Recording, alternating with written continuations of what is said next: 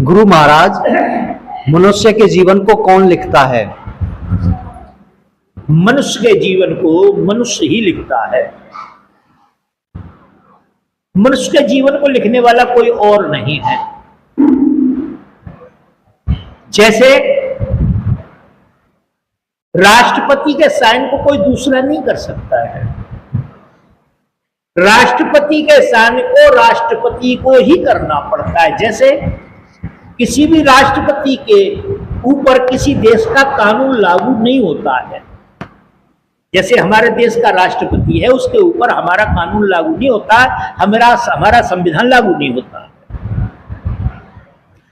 अगर उसके ऊपर कानून लागू होगा, कोर्ट में पेश किया जाएगा, उसे अरेस्ट किया हो जाएगा, उस पर FIR होगी, तो सबसे पहले उसके ऊपर महाअभियोग लाना पड़ेगा।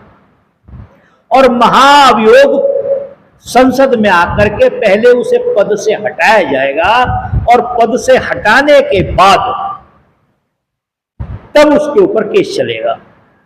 अब यह बात थोड़ी सी समझने की है कि जो महाअभियोग आएगा, संसद में जो महाअभियोग आएगा, उस संसद को चलाने के लिए, महाअभियोग के लिए उसी राष्ट्रपति को साइन करने पड़ेंगे।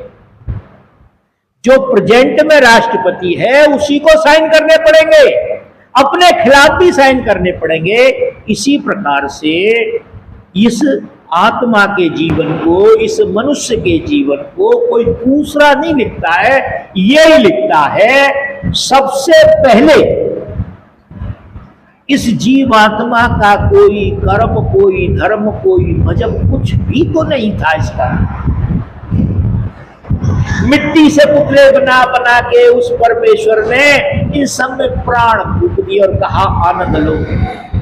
मगर हम इनमें आपस में एक दूसरे की चुगली चाटी में, एक दूसरे की बुराई में, भलाई में पड़ करके इस जो चक्र है जीवन का, उसी में चले जा रहे हैं, उसी में पड़े हुए हैं। तो इसलिए मनुष्य जीवन के लक्ष्य को कोई लिखता नहीं है, न परमेश्वर लिखता है, न कोई लिखता है। हम हमारे ही कर्म उसको लिखते हैं। क्या करते हैं? हमारे ही कर्म लिखते हैं, हम ही करते हैं, और उन कर्मों का फल जो है हमको ही भोगना पड़ता है।